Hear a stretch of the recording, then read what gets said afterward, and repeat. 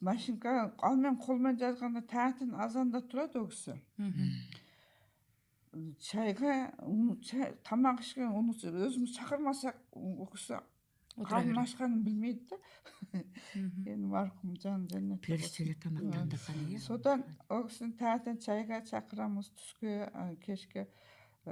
Соны ішіп, сонда да бүйтіп кейбір кісілер болады ғой, бір рахат чай ішкісі болып, тамақ ішкісі. Ондай емес ол кісі. Әйтеуір бір-екі ішіп алып, өзінің бөлмесі бар, сол жерге барып, кейде 12 сағат, кейде 18 сағат. 18 сағат, иә.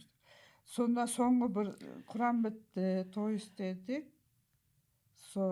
Той істемеден бұрын, естағфирулла, Құранды бітірген кезде бұл кісі жығылды.